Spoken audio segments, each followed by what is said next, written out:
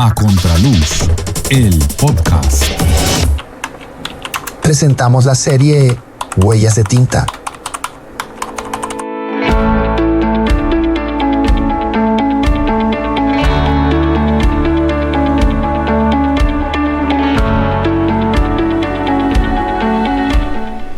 Hola, ¿qué tal? Bienvenidas y bienvenidos a un nuevo capítulo, el número 24 de A Contraluz, el podcast.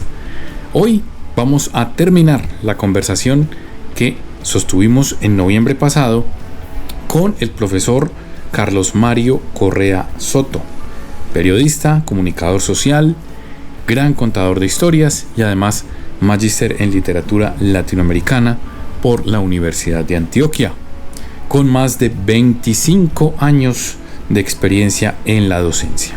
Estábamos hablando al final de la entrevista, o más bien al final del capítulo pasado con el profe, de esas vicisitudes a las que se vio enfrentado gracias a las amenazas perpetuadas o perpetradas más bien por los exbirros de narcotraficantes en ese momento de sicarios de Pablo Escobar, que pretendían acallar las verdades que a través del periodismo se encontraban con estos grupos delincuenciales.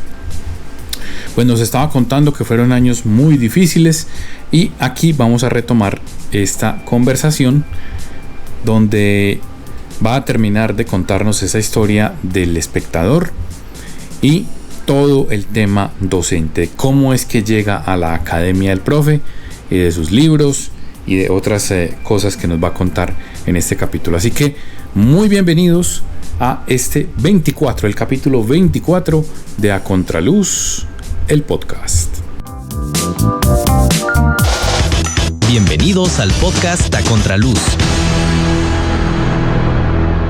Pero yo viví muchos atropellos y muchas cosas por los sicarios de Pablo Escobar, porque en ese tiempo las amenazas no eran por teléfono, no había chat, no había WhatsApp, no había las redes sociales. Los sicarios de Pablo Escobar lo buscaban, iban a su casa en la moto y le tocaban la puerta y le mostraban el revólver, le daban un cachazo en la frente y que hubo, pues, hijo de puta, la corona de flores. Sí, la corona de flores, muchos sufragios, esas canciones de muchas boletas y razones. Esas razones de los otros periodistas eran aterradoras porque eran de verdad, ¿cierto? Claro. O sea, eran mandadas a decir, y eran gente que recibía dinero en publicidad para las emisoras, ¿cierto? De Pablo Escobar, y trabajaron con él a sueldo, no como sicarios, sino como locutores, como artistas, como en logística, y ganaban mucho con él, ¿cierto? Entonces sentían que le debían favores, y entonces cuando la policía lo perseguía le avisaban por dónde iba la policía, o le avisaban contribuían a su clandestinidad, a protegerlo, ¿cierto? Y el periodismo era muy desprotegido. La FLI, que defiende a los periodistas algo, es algo que en ese tiempo no existía, ¿cierto? La fundación, pues, de protección a los periodistas no existía en esos años. Eso es del 2000 para acá, más reciente.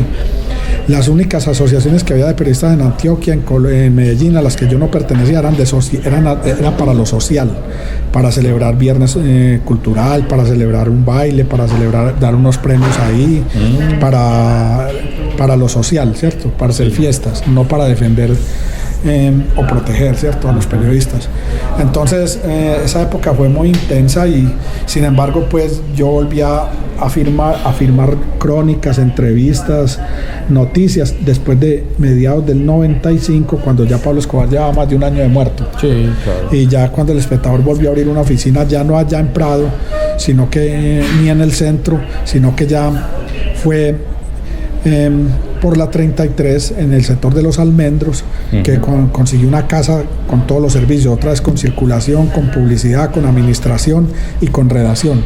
Entonces yo ya ahí era como el coordinador, pero el reportero, pues nunca tuve como ese título de coordinador, sino que yo coordinaba, pero yo era también cargaladrillo, siempre hasta el final fui, y yo trabajé con otros periodistas ya jóvenes de la Universidad de Antioquia, con otros fotógrafos. O sea, prácticamente una escuela ya hasta el 98 o 2000, cuando ya la familia Cano decidió vender El Espectador al Grupo Santo Domingo, y ya para el 2001 el Grupo Santo Domingo entró ya a manejar la empresa y ya cerró las oficinas fuera de Bogotá. Claro, y centralizó todo. Sí, en septiembre del 2001 fue los últimos trabajos que yo hice, porque ya el Grupo Santo Domingo decidió que no eran viables, las oficinas regionales no eran rentables. Según ellos, el periódico lo habían comprado quebrado económicamente, y entonces no podían trabajar sino centrarse en Bogotá. Entonces ya despidieron por todos a más de 1000 empleados del Espectador, entre periodistas, repartidores de periódicos, vendedores de publicidad, gente de logística, y solo quedó un poco reducido grupo de 15 periodistas en Bogotá, y ningún periodista de las regiones. A todos otra vez nos llamaron y nos cancelaron los contratos, ¿cierto?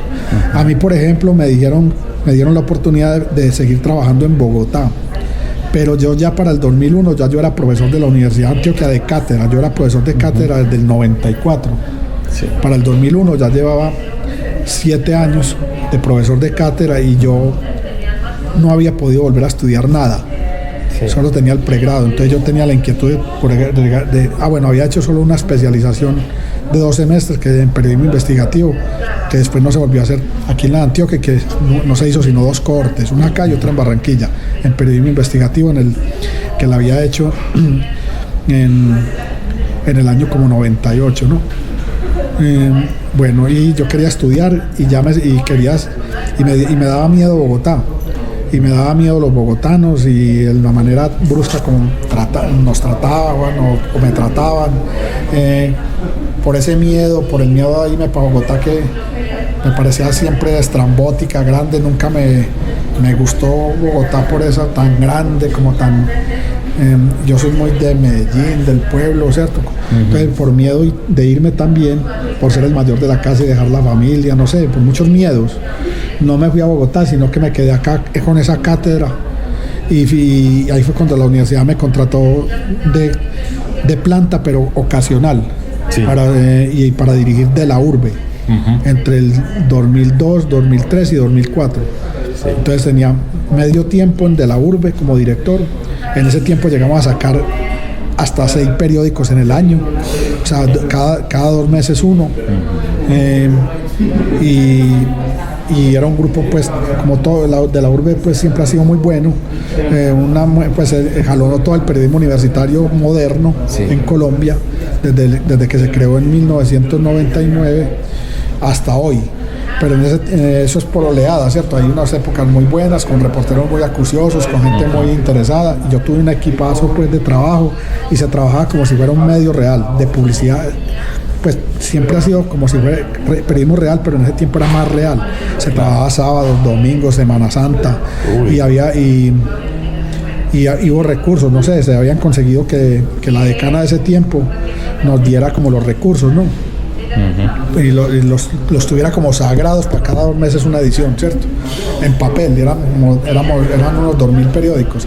Ahí fue cuando se cubrió todo lo que fue la Operación Orión del 2002. En la urbe hizo un especial con Patricia Nieto como coordinadora, yo como director, 5 reporteros. Estuvimos una semana entera en los barrios de la Comuna 13. Hicimos un mapa de la Comuna 13. Hablamos de cada uno de los barrios de la Comuna 13, que si no estoy mal son 22. Se hizo un inventario de todas las víctimas que había en ese conflicto, con nombres propios, como un paredón, una página con todos los nombres de los muertos, fallecidos en ese conflicto. Se hicieron varias historias de cómo los niños iban a estudiar entre las balas, del sacerdote que después murió en la Operación Orión. Se hicieron perfiles, y cuando se dio la Operación Orión, eso fue agosto, en septiembre, si no estoy mal, del 2002, uno de los del primer gobierno de Álvaro Uribe, y aquí era Luis Pérez, si no estoy mal, el alcalde de Medellín. Sí. el único periódico en Colombia o el único medio en Colombia que tenía todo un inventario de qué era la Comuna 13, dónde quedaba, por qué se llamaba así, cuántos barrios la componían, cuál era la idiosincrasia de su gente, que tenía historias y que tenía contacto, era de la urbe. Y entonces cuando estalló la Operación Orión, ya con esa guerra urbana tan tesa, ¿cierto? Esa arremetida pues del Estado con el ejército y todo, y ese montón de muertos, de la urbe no daba abasto dando información al Tiempo, al Espectador, llamaron del Miami Herald, llamaron del País de España, llamaron de dos canales de televisión, uno de México y otro de Estados Unidos, y nosotros ahí en el bloque 12, ahí donde estaba, en el primer piso, dando información. Entonces eso fue un hito, se llama, y yo le puse el título a ese especial, eran 10 páginas dentro de la urbe, como un facsímil, sí, que se llamó Comuna 13, Comuna 13, común la muerte, Comuna 13, común la guerra. Y eso es un hito en el periodismo, pues es un hito en el periodismo universitario, porque mostró el poder del periodismo universitario ya bien vivido, bien hecho. Y era con la filosofía que yo traía del Espectador, ¿cierto? Sí. Y que traía Patricia Nieto también de la hoja de Medellín y del Mundo de Medellín. Y Heiner Castañeda también ayudó, que venía de la televisión pues de ese momento, ¿cierto? Y así. Entonces ya pues me quedé profesora ahí en la universidad hasta que me resultó la posibilidad de ingresar a AFI como docente. O sea, y eso fue a mediados del 2003 que me llamaron un colega, Fernando Mora, me llamó para que fuera a una reunión en AFI para que hablara un poco del periodismo, ¿cierto? Porque allá pues filósofos, lingüistas, historiadores, antropólogos, y no había periodistas, y él era periodista pero audiovisual, había para hablar del periodismo en Medellín. Entonces yo fui como a dar una charla así como espontánea, ¿cierto? Sí. A esos profesores, porque estaban pensando en un pregrado en comunicación social en EAFI. Sí. Y estaban motivados como por el auge de las tecnologías, entonces lo iban a llamar pues periodismo digital, ¿no? Sí. Y así lo llamaron. Entonces ya para enero del 2004 se abrió ya el pregrado. Y presenté entrevistas como una convocatoria, y sin embargo no me escogieron, pero me dijeron que diera las primeras clases del pregrado allá en EAFI de cátedra, y que siguiera dando las de acá. Entonces yo seguí entre dos aguas, venía acá a lo de la urbe el primer semestre del 2004 y daba una materia ya a las 6 de la mañana que se llamaba, o que la llamaron Tecnología de Escritura de Textos Periodísticos 1, y solamente era para un grupo de 45 personas, que eran los primeros que ingresaron, divididos en dos grupos de 21 o 20 puntas cada uno, para dos grupos, uno a las 6 de la mañana, otro a las 12 del día.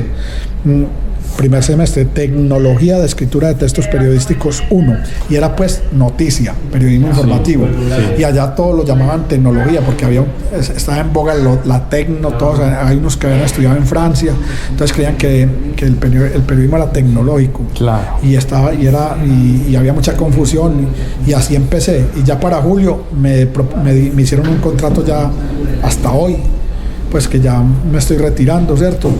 Solo tengo un contrato hasta diciembre 15, pues, para ya sí salir ya pensionado del todo a partir del otro año, ¿cierto?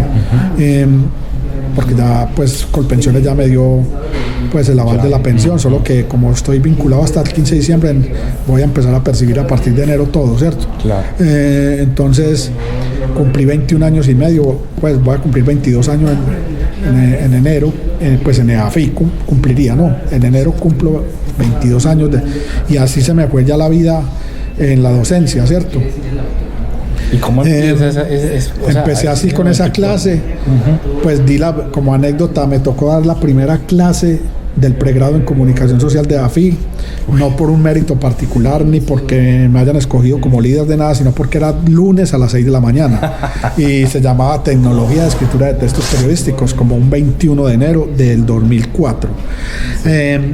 Yo empecé a abrirme camino y entonces estudié la maestría muy rápidamente. Cuando llevaba un año allá me matriculé en la maestría acá de literatura colombiana, y después también dejé empezado el doctorado acá, que no lo terminé por la mitad, de literatura ya doctorado, pero no lo terminé por unos problemas que hubo en la pandemia con la beca. Sí. Entonces por no pelear y porque yo he sido tímido, pues decidí como aplazarlo.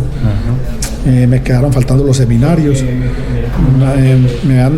Como me fue muy bien en la maestría, que la terminé en el 2008 y me gradué en el 2008, me habían dado 28 créditos porque había sacado un promedio como de 4,85. Entonces me dieron 28 créditos, me gané como un año ahí.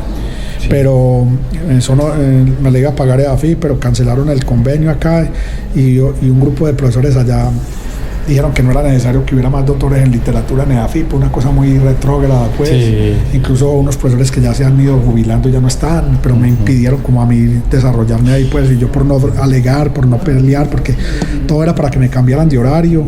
Sí. Porque como no era en el exterior, era para que yo trabajara allá por la tarde y pudiera venir a estudiar por la mañana acá. Entonces allá un decano se hizo el desentendido y unas directivas me pusieron como una talanquera. Entonces yo por no luchar y pelear, o porque como meterme en un problema ya grave, o pues de contradicción, porque decían que yo tenía que estudiar era comunicación o periodismo o algo digital o algo así. Entonces yo quería era literatura, seguir con el tema de la crónica, el tema que era el tema de la maestría, la crónica literaria, narrativa en Latinoamérica, en Colombia, ¿cierto? Entonces me quedé por la mitad del doctorado. Pero bueno, pues de pronto si me mantengo aliviado, con buen ánimo, hasta lo podría terminar, ¿no? Sí. Ya de cuenta mía. Y pues ya con más tiempo. Sí, eso es una cosa pendiente para ver cómo se me va dando la vida, ¿no?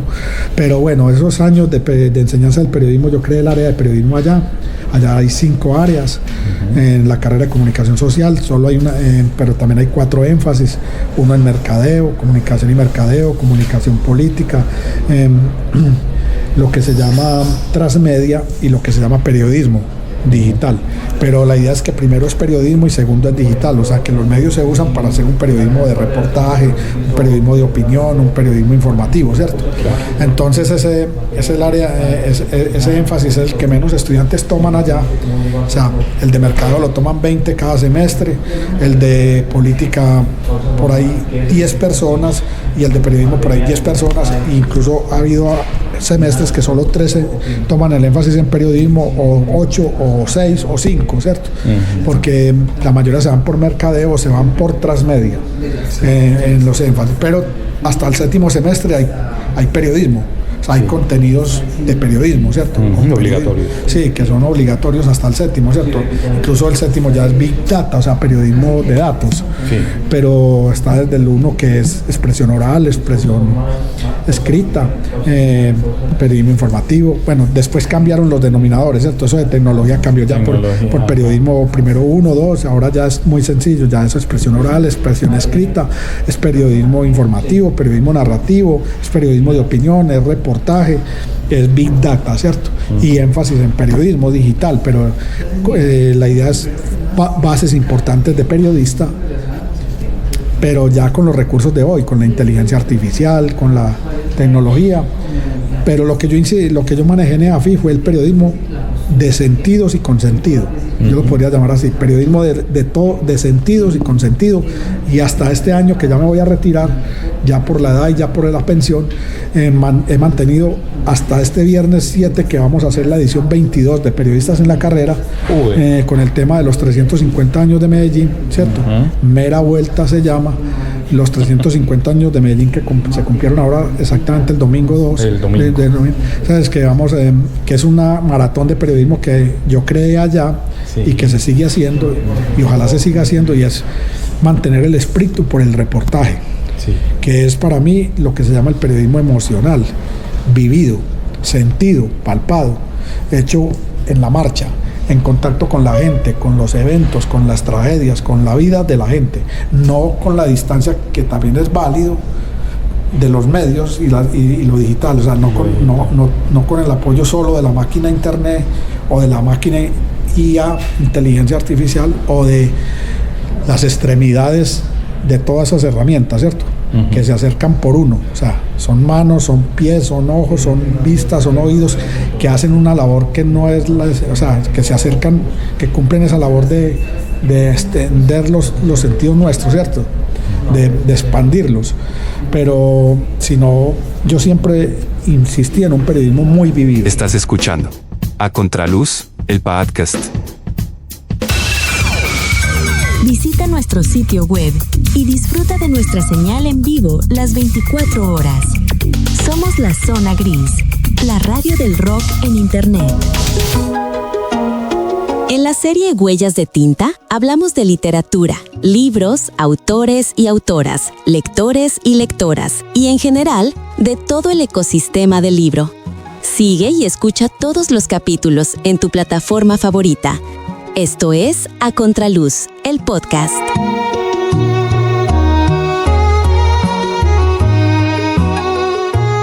Aunque valoro mucho el periodismo en equipo, el periodismo colaborativo y el periodismo con todos los recursos, ¿cierto? Pero me interesa en la inteligencia artificial para el contexto, para el conocimiento previo de un hecho. Claro. Me interesa Google para también el contexto, Google Maps para poder saber dónde queda el lugar al que voy a ir, que por qué calle me voy a meter, cuánto dura el transporte, dónde queda, ¿cierto? Pero siempre pensando en que el último paso es el reconocimiento, ya no el conocimiento, sino el reconocimiento. A ver, ¿a qué sabe esto? ¿Dónde queda? ¿Y quién vive ahí? ¿Cómo se llama? Y oír el concierto, vivirlo en la tribuna, el partido también, ir a la casa de la gente, o ir a la oficina, o ir al trabajo, a las empresas, a las microempresas, a las calles, con todos los recursos de hoy, y hacer algo siempre propio, algo siempre muy propio, o sea, y reivindiqué muchísimo el periodismo de primera persona, en primera persona como estrategia narrativa, en televisión, en radio, en el podcast, en el audiovisual, en el TikTok y en la crónica escrita o en la noticia, más que todo en el relato de crónica con reportaje de impresa o digital, pues, ¿cierto? Porque lo que yo viví en el periodismo, aunque lo viví y lo pasé por los sentidos y lo sufrí y lo disfruté también, pero sobre todo lo padecí enormemente. Sin embargo, yo lo tuve que contar en tercera persona siempre, y todos los periodistas de los años hasta los 90 de la Bolivariana, egresados de las universidades de Colombia y aquí en Medellín de la Bolivariana y de la Antioquia como yo, toda era una narración en tercera persona como omnisciente. Sí. Porque no nos dejaban en los medios escribir en primera persona. Siempre nos excluyeron y nos pedían que nunca en primera persona. Y yo pienso que para hablar de los carrobomba que uno vio, de toda la tragedia que uno vio, de esas destrucciones, de la gente mutilada, hasta de los perros policías mutilados, claro, ¿cierto? Los olores a la sangre descompuesta de esos cadáveres en Urabá, en las bananeras, aquí, para uno contar lo que oyó de la gente en primera persona de ellos, pero que uno los oyó ahí hablando con uno al lado de sus muertos, en los cementerios, en las salas de esas casas, en las calles reconociéndolos, para uno hablar del ciclismo que cubrió, de los reinados, incluso hasta de los eventos empresariales y de las fiestas en las que fue a cubrir, de las campañas políticas. Tendría más fuerza y más sentido en primera persona, porque eso era, uno lo caminó, se acercó, lo olió, lo tocó, lo pudo ver, lo pudo sentir, lo pudo palpar. Eso hay que contarlo en primera persona, no hablando de uno, sino en primera persona, porque eso da un sentido de cercanía, de honestidad y de persuasión muy grande en las audiencias. Y en tercera persona se ve muy distante. Claro. Es como uno hablar del abuelo o de la abuela en tercera persona. Sí. El abuelo fulano de tal, no, mi abuelo fulano de tal, o mi abuela fulanita de tal, o mi madre, ¿cierto? O mi padre. Eso da mucha cercanía, eso es muy afectuoso, eso es muy honrado y eso tiene mucha fuerza. Y entonces yo he sido ya un defensor de ese tipo de periodismo hasta hoy. ¿Y cuál es el secreto? ¿Cuál es ese toque que tiene la crónica en Latinoamérica que se diferencia y que la hace como tan única, ¿cierto? Sí, es un género latinoamericano, pero no la crónica clásica o modernista, que es la crónica ensayística, que es muy europea, francesa, sí, y también norteamericana, pero sino ni la entrevista que se llama reportaje en Europa, la pregunta-respuesta, sino la crónica de reportaje. O sea, que que es una narración temporal en la que hay se nota mucho el esfuerzo de los cronistas por recuperar el tiempo perdido, el tiempo que pasa, por convertirlo en memoria, pero una memoria llena de reportaje, una memoria embarazada y una crónica embarazadas de reportaje, es decir, llenas de documentación que da contexto, llenas de documentos, llenas de documentos escritos, llenas de información proveniente de documento escrito, de documento audiovisual, de documento sonoro, y vivida con los 5 sentidos o con todos los sentidos, con el acercamiento indelegable, único, intransferible de los cronistas. Claro. O sea, es una crónica caminada, es una crónica viajada, utilizando todas las formas del viaje, y es una crónica íntima, con mucha cercanía, o sea, es una crónica oída, es una crónica conversada, es una crónica preguntada y narrada con esa fuerza, y no es exclusiva de periodistas. La hacen también muy bien en Latinoamérica los historiadores, antropólogos, profesores universitarios o de colegio, médicos, ingenieros, gente que tiene sensibilidad narrativa y que tiene entrenamiento narrativo o formación narrativa, ¿cierto? Y que tiene fuerza, pues, de reportaje, ¿cierto? De ir donde está la gente, que es muy etnográfica, pues, además también. Exacto. Sí, se diferencia mucho de la crónica hecha a distancia o de la crónica que cuenta el lado B de la noticia, como ensayo, o sea, la de Daniel Samper Pizano, la de Luis Tejada, la de Fernando Mora, las del Universo Centro, muchas, las de La Hoja de Medellín en otro tiempo, que son unas crónicas que son crónicas, pero no por lo cronológico exactamente, sino porque se les llama por tradición así, pero que son más interpretativas, más valorativas, más ensayísticas, ¿cierto? Son muy documentales y son muy resueltas por la ironía, por el humor, por el sarcasmo, por la paradoja, ¿cierto? En cambio, la latinoamericana es una crónica que se hace en la que el reportero está en el centro de los acontecimientos. Claro. Está en el centro de los acontecimientos. Sí, exacto. Sí. Esa es como la idea, hombre, de Mauricio. ¿Cuándo decides empezar como a publicar? O sea, porque es que tienes muchos libros. Entonces, ¿cuándo dice el profe como bueno? Sí, pues el primer libro que me decidí a publicar fue hacer una memoria de mis crónicas del Espectador, que yo no pude ver terminadas completas en el periódico, porque era clandestino, porque me las recortaban, porque no tenían mi nombre, ¿cierto? Entonces, como por intuición propia y porque siguiendo y viéndome en el espejo de otros cronistas de Medellín que estaban haciendo lo propio, como Juan José Hoyos, Ricardo Aricapa, Pedronel Valencia, sí. Reinaldo Espitaleta, que estaban recogiendo el libro como sus trabajos del periódico. Yo me animé a hacer como una primera selección de los trabajos que más me gustaban del Espectador y que no eran de violencia. Sí. O que tenían algo que todos tienen, o sea, en Colombia y en Antioquia casi todo tiene que ver con la violencia, pero sí, que no eran exactamente de violencia, pues. Entonces decidí hacer una selección grande, pues, de varios. Tengo muchos de deportes que no he publicado, muchas de fútbol, muchas de las selecciones Colombia que fueron a los mundiales del 90, del 94, del 98. Tengo perfiles de todos los jugadores de época, ¿cierto? De Esprilla, René Higuita, Luis Carlos Perea, etcétera. Pero decidí hacer como unas crónicas en las que yo las había vivido mucho, y aunque mantuve la tercera persona con las que la narré, no están en primera persona, apenas una o dos, hice una selección para un libro que autopubliqué con la ayuda de un empresario del libro, que era un profesor de acá, Macías, ¿cierto? Que me publicó en el 2004 un libro que se llama Préstame tus ojos, ¿no? Exacto. Que tiene una historia de este lugar donde estamos hablando, y del programa que se llama Préstame tus ojos. Y yo vine acá a hablar con la chica que lo coordinaba y estuve con las personas invidentes acá, que pues ayudándole, incluso ¿Fuiste lector también? Sí, fui lector un tiempo, vine como 3 veces, leí con ellos, sobre todo con un joven de Derecho y otro de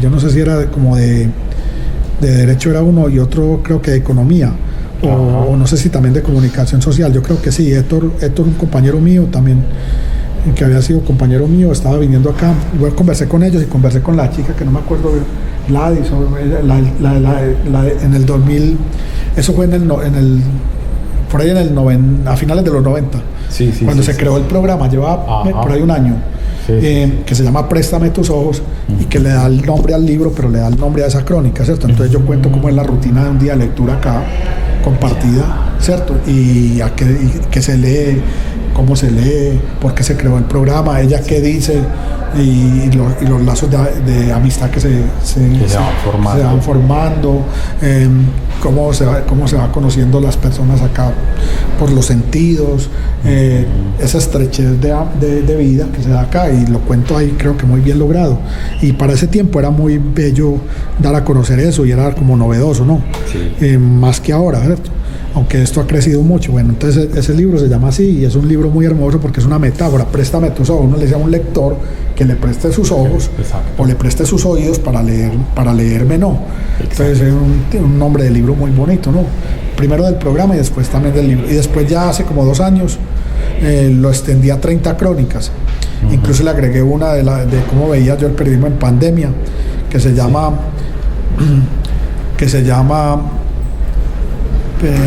Periodistas en condición de calle y los trapos rojos del hambre, y es un libro también que me patrocinó Guillermo Zuluaga Ceballos, pues con el idea para autopublicarlo, ¿cierto? Y se le agregaron 7 crónicas, pues ya tiene 30. En la primera edición era de un libro más pequeño y de formato pequeño, ya es más grande. También se sigue llamando Préstame tus ojos. Tiene un prólogo de César Alzate, el profesor, que fue alumno mío, de los primeros alumnos que tuve acá en el 95, 94, 95. Él me hizo como un prólogo, hablando pues de mi trabajo. Yo ahí le quité, a esta nueva edición le quité ese prólogo y dejé más y dejé lo esencial que él habló de mí para la contraportada. Y son historias que hablan de la Medellín y Antioquia de los años 90 y principios del siglo XXI. Están las peleas de perros Pittsburgh, están artesanos del centro de Medellín, está la historia de los Juegos Paralímpicos, ¿cierto? Sí. ¿Cómo se llaman estos juegos de historias de vida? Hay una historia del Parque San Antonio que se llama San Antonio, dame un novio, sobre los negros que se encuentran en el Parque San Antonio, la comunidad negra, que ya es más, cuando el parque llevaba apenas un año de construcción. Ahora eso ya que yo conté ya es más evidente, ya es mayor, ya es más grande. Hay historias de calles de Medellín, hay historias del equipo de futbolistas de la Curia de Medellín, en la que el obispo y el arzobispo juegan, que se encuentran cada 8 días por la noche en Confenalco para jugar, no sé si todavía, eran sacerdotes futbolistas con clérigos. Hay historias de las estatuas humanas, cuando empezaron, ¿cierto? Las estatuas humanas. Hay historias de los teatros que cerraron en Medellín, las últimas presentaciones que tuvieron, El Lido, otros. Hay historias de Débora Arango, un año antes de morir, que fui a la casa de ella a visitarla, me quedé toda una tarde con ella hablando allá en Envigado, con la señora, pues la pintora. Se llama Una visita a la maestra Débora Arango. Hay historias del Nacional, pero no pues del Nacional cuando entrena, o sea, quién lava la ropa, quién les hace de comer, cómo descansan en el entrenamiento. Hay otra historia de unos invidentes del Medellín, la única barra de ciegos del Medellín. Se llama Nos vemos en el estadio. Pero yo fui con ellos a Pereira a ver un partido. Nos fuimos a las 5 de la mañana a la Alpujarra, el partido era a las 3 de la tarde y volvimos. Cuento la historia con ellos, dónde se hacen en Oriental, cómo le tiraban pilas al árbitro, pues de los radios, le tiraban los radios, los puteaban al árbitro. Y está basada en la historia de un muchacho que recibió 2 balazos en la cabeza, sobrevivió y quedó ciego, que no me acuerdo el nombre, pero que también es carnicero. Y que juega fútbol sonoro, que es un líder aquí en Antioquia muy teso del fútbol sonoro, pero es que no me acuerdo el nombre de él. Jimmy, ¿cierto? Jaime, yo le entrevisté a él en La Minorista, precisamente en la carnicería donde trabajaba, y yo empiezo describiendo cómo él le quita todo el cuero a una cabeza de cerdo, y los ojos, cómo va despresando el cerdo, ¿cierto? La habilidad tan enorme que tiene, pero también hablo de él como del fútbol sonoro que jugaba, incluso en la selección Colombia de ese momento, y como él es uno de los líderes de esa barra. Hay hombres y mujeres. Algunos son invidentes de nacimiento, otros es por accidentes, pero están juntos. En ese tiempo eran como 16. Yo creo que esa barra se mantiene. Se llama Nueva Visión Roja. Ya. La barra. Muy simpático y también esa crónica tuvo su época, su momento muy estelar, porque le salió en El Espectador ese domingo. Ese lunes después del partido, así en caliente, y aunque es pequeña, por ejemplo, Patricia Nieto me la pidió una vez para un evento aquí en EAFI, aquí de lectura de crónicas en voz alta. Se publicó en un libro que se llama El Medellín, una pasión crónica. ¿De que fuiste coautor de ese libro? Bueno, así, y después ya vinieron los libros como académicos. Entonces yo hice ya son 4 libros alrededor de la crónica. Exacto. Que se llama La Crónica Reina sin Corona, que es producto de mi maestría. Uno de los capítulos es Tomás Carrasquilla, cronista en El Espectador, sí, entre 1915 y 1920.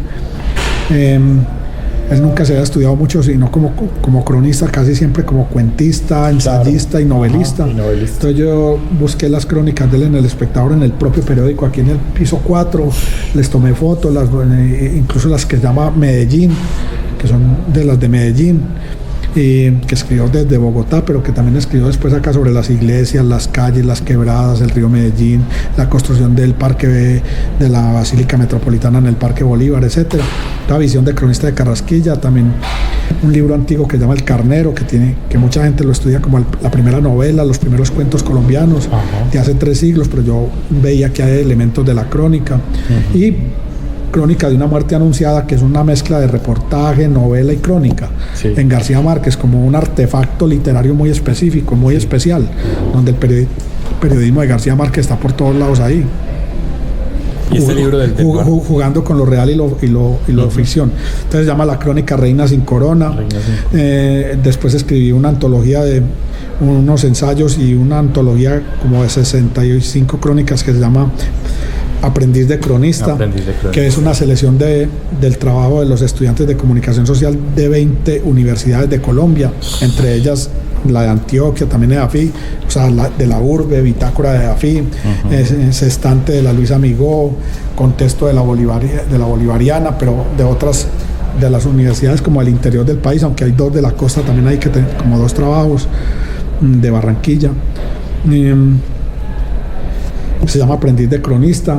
Después el otro que se llama Narradores del Caos, que ya tiene 13 entrevistas a cronistas latinoamericanos, de los que la Fundación Gabo llama Nuevos Cronistas de Indias. Entonces está pues Leila Guerriero, Martín Caparrós, está Alberto Salcedo Ramos, Cristian Alarcón, ¿cierto? Sí. Juan Pablo Meneses, Juan Gabriel Vázquez, que también siendo novelista lo entrevisté porque él hace una labor de cronista y reportero para sus novelas, sí, como en la preparación de ellas, etcétera. Bueno, ese es un libro pues como muy latinoamericano. Y el último que publiqué de esa serie de libros de y sobre la crónica latinoamericana y colombiana, que se llama Cazar un León, que hace una selección de las primeras 18, 20 jornadas de periodistas en la carrera, ¿cierto? Y tiene 12 ensayos que hablan de estos años de enseñanza del periodismo en EAFI, ¿cierto? Sí. El periodismo en pandemia, la reportería esencial, muchas formas de ver, ¿cierto? Las fake news en el periodismo, ¿cierto? Y son como ensayos acompañados de una selección de trabajos de esa maratón, ¿cierto? Que tiene un concurso cada año también, la mejor crónica, la mejor entrevista, el mejor reportaje, ¿cierto? Y tiene 15 premios entre lo escrito, lo audiovisual, lo de podcast, o sea, lo sonoro, incluso tiene paisaje sonoro, sí, como categoría, o cartografía sonora, y tiene pues lo digital de redes, y tiene pues lo gráfico, caricatura y otras categorías, pero yo saqué fue todo, pues el libro contiene lo que tiene que ver con la crónica textual, ¿cierto? Como una selección son 28 crónicas y 10 trabajos de opinión. Estás escuchando A Contraluz, el podcast.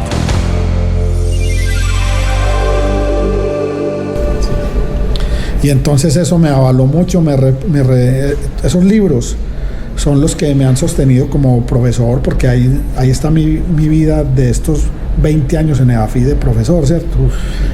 O 22 casi que voy a cumplir, pues ahí está como casi cada 3 años un libro, o cada 3 años un libro, ¿cierto?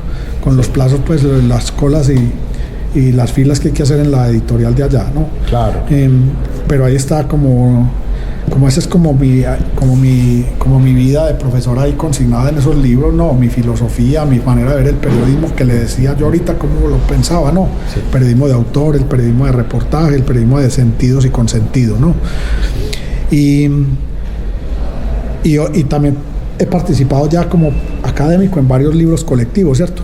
Ya sobre la relación periodismo-literatura, ya sobre la novela de periodistas, la novela con periodistas, la ficción en la novela, la no ficción en la novela, y cómo se juntan y qué comparten, el periodismo y la literatura, qué comparten estrategias narrativas. Sí. Pues el periodismo brinda un conocimiento único de los autores sobre la vida, sobre su vida y la vida que los rodea y las vivencias y el contacto con la vida, incluso dolorosa, trágica, pero también exitosa de la gente.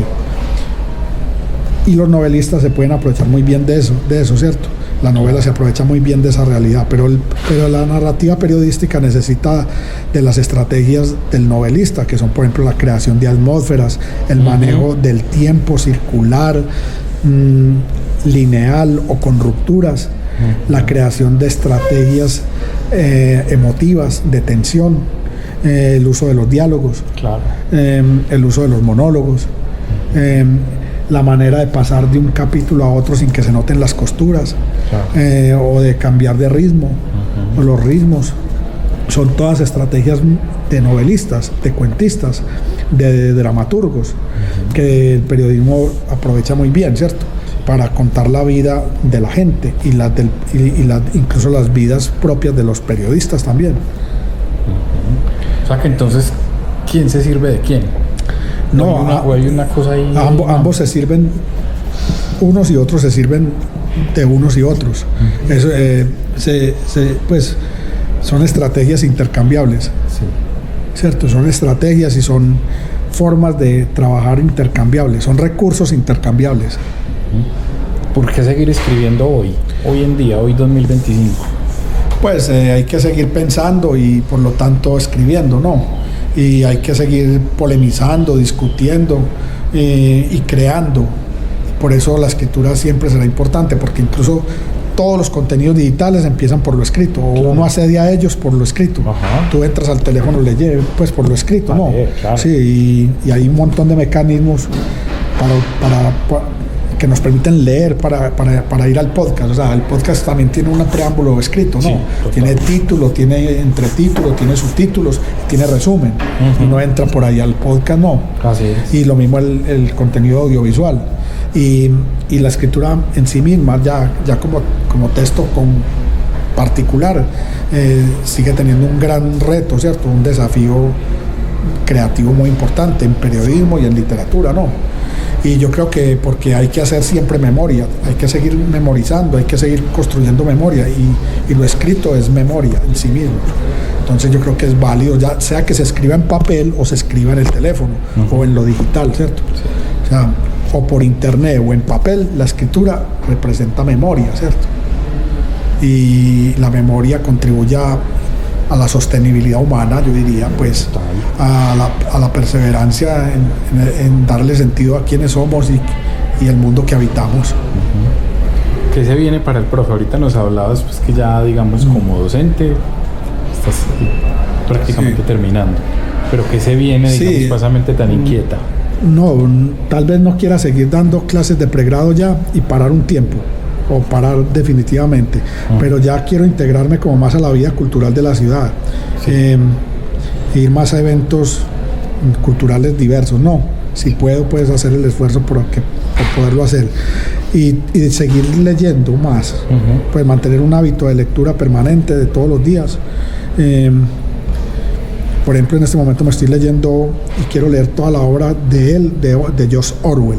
Me estoy leyendo una biografía nueva que hace poco salió, que se llama Orwell, Vida, Tiempo y Obra, para entender quién era Orwell, ¿cierto? Sí.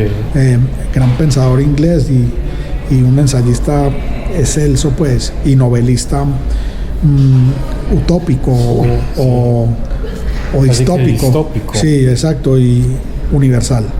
Y porque en este tiempo está más vigente, en este tiempo de las dictaduras, de los empoderamientos de los regímenes contemporáneos, está más vivo que nunca, pues, en su pensamiento, ¿cierto? Total. Sí, de los autoritarismos tan de derecha, de izquierda, de todo tipo, ¿no?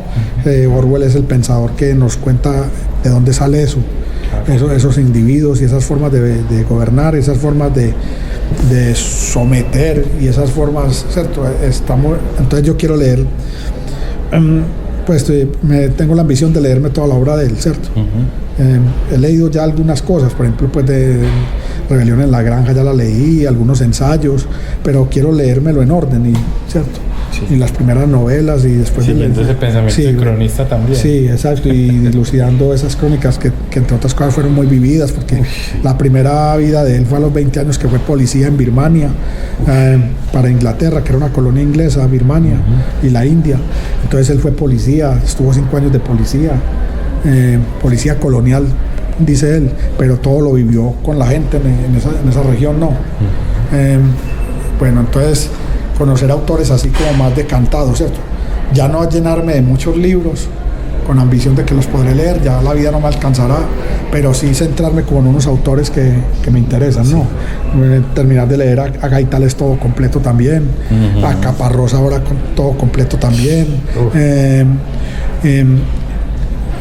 García Márquez todavía me falta por leer una gran parte de su obra, tanto en literatura como en el mismo periodismo.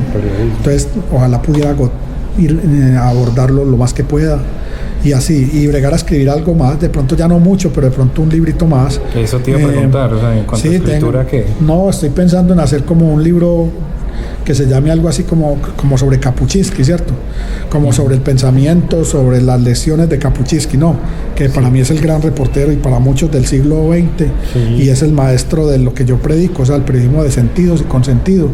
No solo que incluso uno de sus libros se llama Los 5 sentidos del periodista, del reportero: estar, ver, oír, compartir y pensar.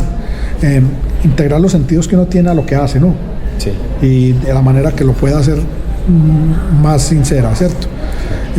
Y emocional, y hacer como un decálogo, un libro corto que hablara como de las lecciones es que a Kapuczynski se le llamó el enviado de Dios. Sí. Entonces un librito que llame las lecciones del enviado de Dios, por ejemplo. Sí, como un manualito, como algo así. Eso es lo que estoy más empeñado en bregar a hacer. Entonces también me implica releerme lo que hay de Kapuczynski como en español.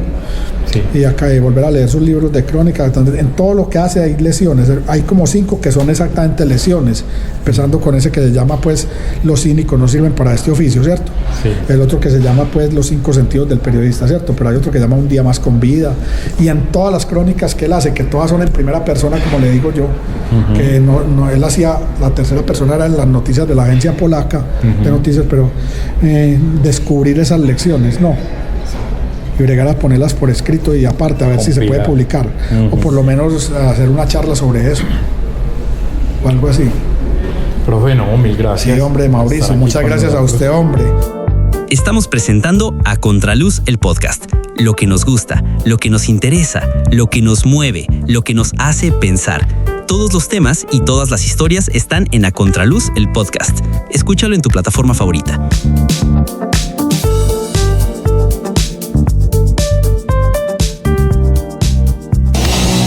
Si te gusta el rock, visita y escucha www.lazonagrisrock.com con todos los sonidos y las épocas del rock. Grandes personajes pasan por A Contraluz, el podcast.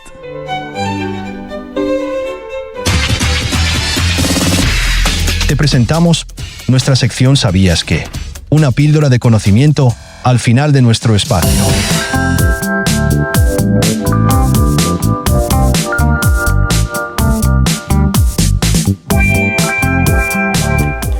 Ya llegando al final de este capítulo de A Contraluz, el número 24, hoy conversando con el profesor Carlos Mario Correa Soto. Y en esta sección de ¿Sabías qué? Vamos a escuchar un pequeño fragmento de la primera parte del libro Cazar un león, del cual el profe nos habló hace un ratico. Y resulta que ese libro pues tiene todo un ejercicio práctico que fue seleccionado por el profe de una iniciativa que existe en la Universidad de AFIT, aquí en la ciudad de Medellín, que se llama Periodistas en la Carrera. Pero antes de todo ese ejercicio, de toda esa selección que hizo el profe de trabajos de los estudiantes, hay una parte teórica muy importante que considero yo son como las notas de clase del profe, porque nos aclara muchos términos del oficio del periodismo, de lo que es en especial la crónica, el reportaje y de todos estos temas tan importantes para la carrera.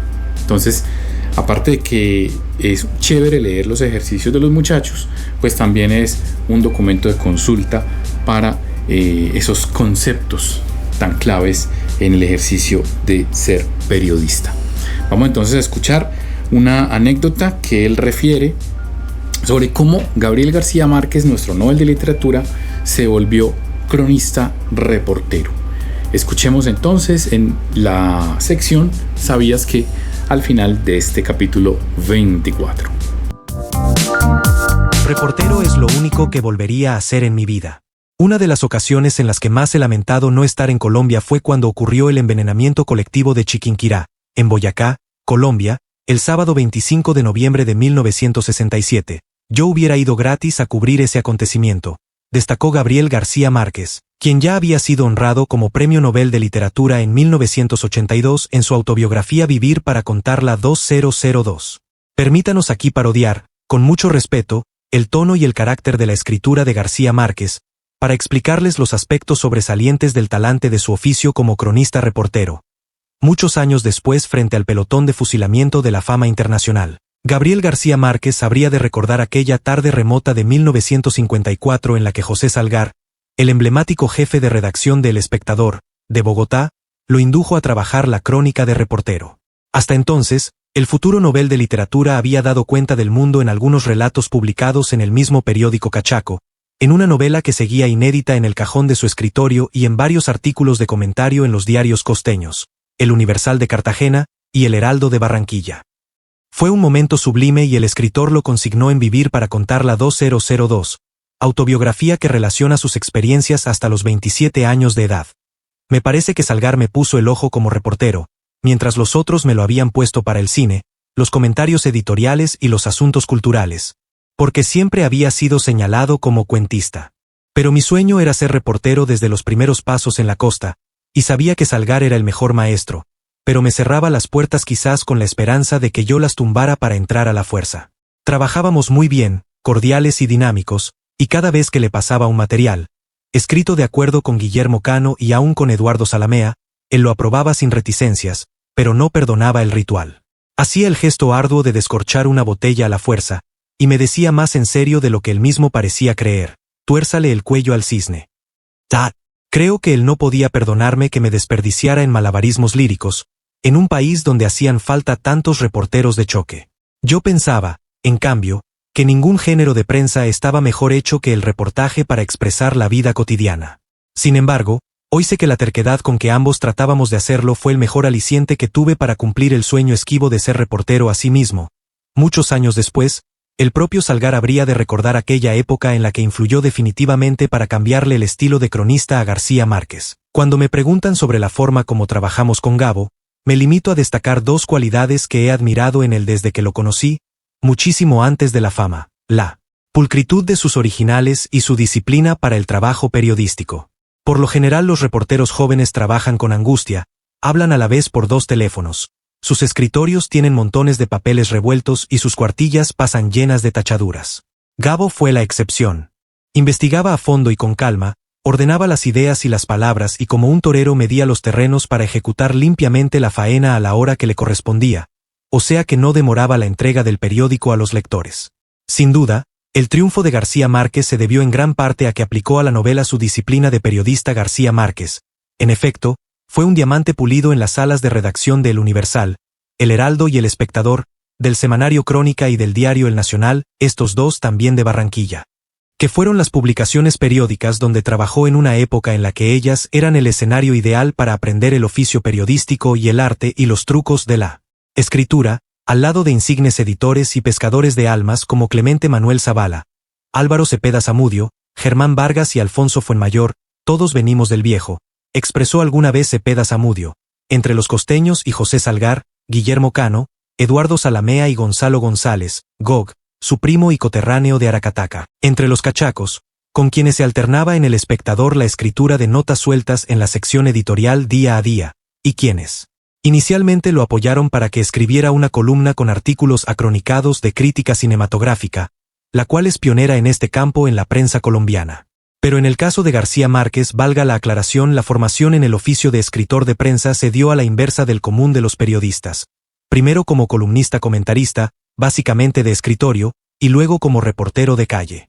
No obstante, a juicio del profesor francés, Jacques Girard, el más conocido investigador de su obra periodística, García Márquez como periodista y como escritor es, y ha sido siempre, un estilista y precisa que ello es más sensible que nunca cuando se considera su labor de comentarista de prensa y humorista, en la que muchas veces se trataba de llenar un espacio, de decir cosas, a veces, muchas a propósito de poco o de nada. Y puntualiza, todo venía a ser cuestión de estilo, de manera de decir las cosas, y también de manera de plantearlas, con lo cual se amplía bastante la estrecha noción de estilo. Y con un agravante en el caso de García Márquez, su ambición de ser escritor lo llevaba algo narcisamente a privilegiar más aún la búsqueda de planteamientos y expresiones originales. Quizás sea esto último lo que más definitivamente marca el periodismo de García Márquez en los 5 primeros años en ese orden de ideas. Girard destaca que, si bien su inserción en el oficio periodístico transcurrió bajo el signo del comentario y si bien García Márquez nunca olvidaría el temor que sintió en 1954 ante la obligación de convertirse en reportero, puede pensarse que muy pronto manifestó una tendencia a cruzar la frontera de los géneros, quizás de manera cada vez menos inconsciente. De todos modos, asevera Girard y sin que lo viera él con claridad, en 1952 estaba listo para inaugurar otro aspecto de su quehacer periodístico, para pasar de la inmovilidad del comentario a la vida del reportaje, de la interpretación de la realidad a su reelaboración. Se estaba anunciando una evolución de la actitud periodística, literaria y política.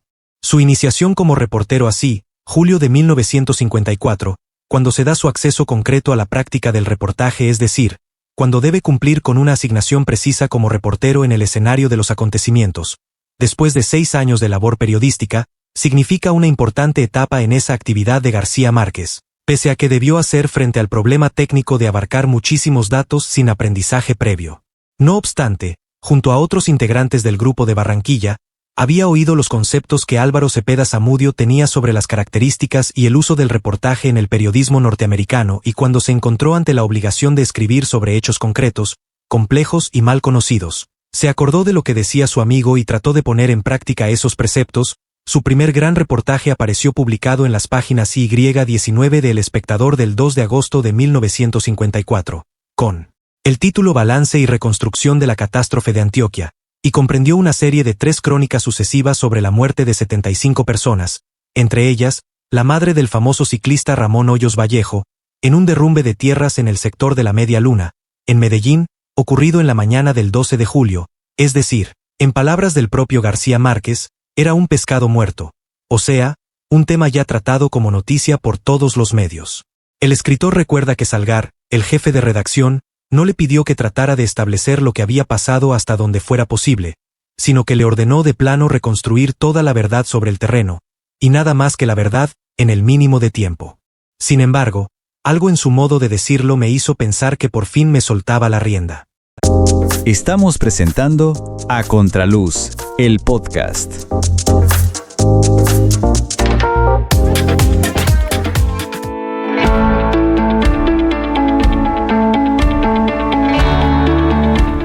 Y así llegamos al final de nuestro programa de hoy, A Contraluz, el capítulo 24. Esperamos que les haya gustado y esperamos también que nos sigan en las diferentes plataformas. Estamos en Spotify, YouTube y Apple Podcast. Recuerden calificar nuestro podcast, es muy importante para que el algoritmo se acuerde de nosotros y se lo recomiende a más personas, y también que escuchar todos nuestros capítulos. Les deseamos un resto de día muy feliz y los invitamos a escuchar nuestro próximo capítulo con un nuevo invitado o una nueva invitada aquí en A Contraluz, el podcast. Chao, permiso. A Contraluz, el podcast.